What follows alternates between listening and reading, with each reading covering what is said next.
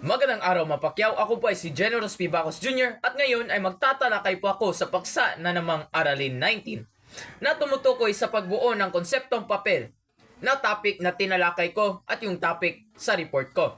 Isang mahalagang bahagi ng isang prosesong pananaliksik na naglalarawan ng mga bagay o konsepto para isang komprehensibong pag-aaral. Kaya uunahin natin kung ano ba ang konseptong papel. From the surface, ang konseptong papel ay isang pagplano para sa pananaliksik na tumutukoy sa mga paksa, konsepto at isyong na may kinalaman sa pagbuo ng isang komprehensibong pag-aaral. Maaari itong mangmumungkahi o magre-rekomenda ng mga gawain para sa pananaliksik.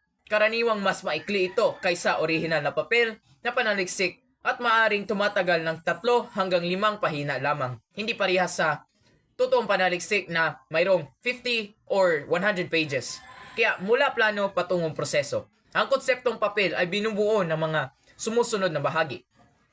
Ito yung isahang idea, balangkas o framework, nais patunayan sa pag-aaral, gawain ng pampampananaliksik at hinalang magastos sa proyekto.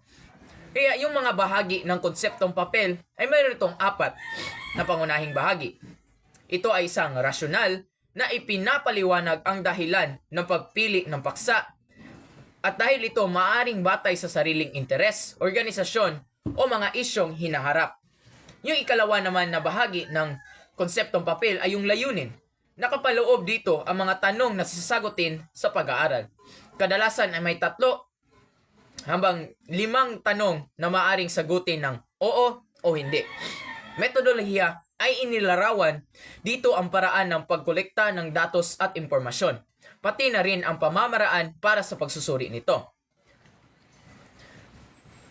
At yung ika-4 ay yung inaasahang bunga. Ipinapakita dito ang inaasahang kalabasan o resulta ng pananaliksik. Kaya yung mga hakbang sa pagbuo ng konseptong papel ay mayroon itong 4 na hakbang para makabuo nito. Yung una ay mong pagplano at magsisiguro. Planuhin ang nais pag-aralan at tiyakin na ang pananaliksik ay kaya, interesante, may kaugnayan at tama ba ito sa paksa na pinili. Maging isipin at magsimula at isipin natin na mabuti ang paksa. Suriin kung ito ay kaya ng sarili at makapagbigay ng kontribusyon sa larangan o lipunan natin. Yung ika-3 ay maghanda at magkolekta. Pag-aralan ang kaalaman tungkol sa mga paksa, mangolekta ng mga sanggunian at tiyakin na ang lahat ng bahagi ay may kaugnayan at wasto ba ito. At yung ika-4 naman ay magiging tunoo at mamungkahi.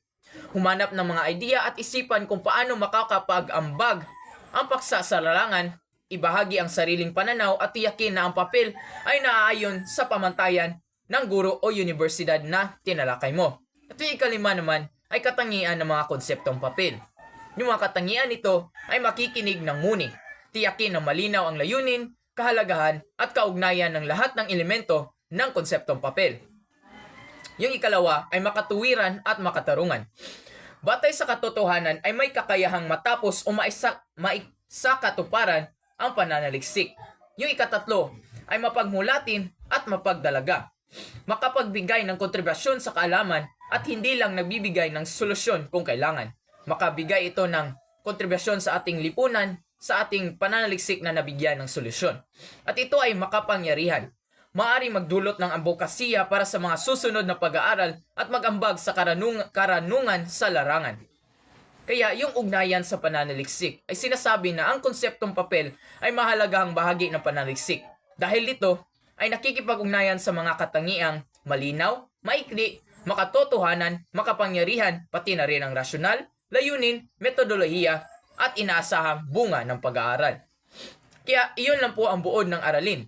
Sa tamang pagbuo ng konseptong papel, tinitiyak natin na magiging maayos at makabuluhan ang proseso ng ating pananaliksik. Yan lang po mapakyaw at salamat sa pakikinig.